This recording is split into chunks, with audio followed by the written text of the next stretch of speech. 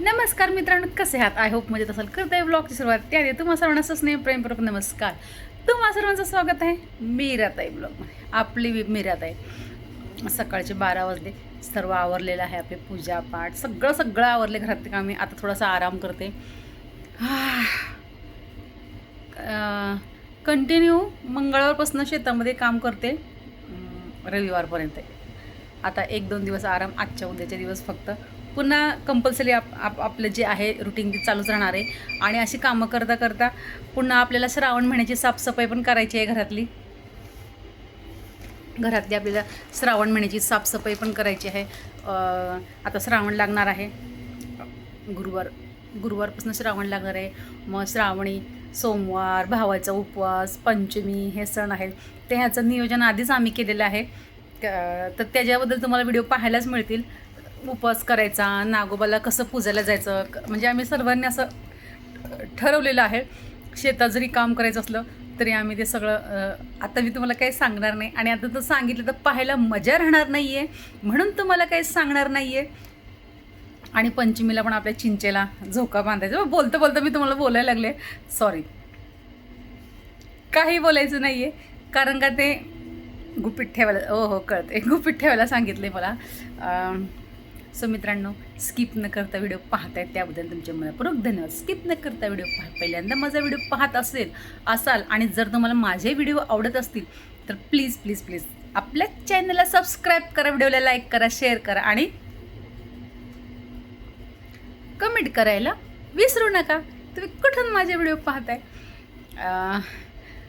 तर अशा प्रकारे आपल्या शेतातली कामाची धम्माल आहे. आता आपल्या एक घराच्या मागं जी आपली तूर आणि उडीद होता ती मी लिहूनच ठेवलेली आहे. कोळपून काढली, म्हणजे अफाट गवत त्याच्यामध्ये. कारण का माहिती आहे का, पीक छोटं असलं की गवताला जोर येतो. आणि आपल्या लिंबोणीतला उडीद असं पूर्ण पाण्याने झाकून गेलेलं आहे, तर गवतही झाकून गेलेलं आहे. आणि उडदाला जर अन्न भेटलं, आपल्या पिकाला जे अन्न भेटतं ते गवताला कमी भेटतं, म्हणून गवत वाढत नाही, असं माझं मत आहे. माझा अभ्यास आहे तसा, म्हणून मी तुम्हाला सांगते. अनुभवाच्या गोष्टी आहेत. आणि जिथे पातळ पीक असतं की त्या पिकांनाच काही खायला देत नाही, ते गवत जास्त वाढतं. त्यामुळे आपल्याला तिकडे जास्त गवत आहे आणि इथे आपल्याला काहीच गवत नाही घराच्या मागं. त्यामुळे आपण कोळपण काढलं. कोळपण्यासाठी आपण 2 दिवस झाले मागे चाललो आणि कडकडीत ऊन पडलं. कोळपलं की मागे एकदम असं त्या गवत एकदम जळून जातं. तरी आपली एकदम पूर्णतः खुरपून झालेलं आहे. आणि असं नाही की कोणाचं जे आम्ही होतो घरच्याच आम्ही होतो, सगळ्याच्या मागं तेवढंच गवत आहे. असं एक पण नाही की बाबा इकडे गवत नाही आहे, कुठे कमी कुठे जास्त. पण ते शिपी कशी अशी एकदम पसरणारी नाही आहे, सरळ. मग ते गवतांचा त्रास होतो, म्हणून तेवढं सगळं आपल्याला कोळपून काढायचं आहे. आणि नंतर आपल्या इकडे चालूच आहे सावकाश लिंबोणीतलं इकडे तिकडे गवत घ्यायचं. आणि ह्या वर्षी आपल्याला तिकडे जास्त मका केल्यामुळं तो एक त्रास मिटलेला. आमच्या शेतामध्ये सगळे मकाच करून टाकली, कारण का आपल्या गायांना पण खायला कमी पडतं. उन्हाळ्यात विकत घेण्यापेक्षा म्हटलं सगळी मकाच करावी, गायांना पण खायला होते, म्हणून आम्ही तिकडे मका केली. तिकडच्या कामाचा जरा त्रास कमी झालेला आहे. पण त्या दोघीजण तिकडे खुरपायला गेले बरं का. माझी दांडी काल पण आणि आज पण. काल आपला सोमवार होता, काल मला बाहेर जावं लागलं आणि माझं मी काम करून आले. गेल्याबरोबर आपलं कामही झालं, लगेच गेल्याबरोबर आपलं काम झालं. आणि आज उद्या तर मी काहीच करणार नाही.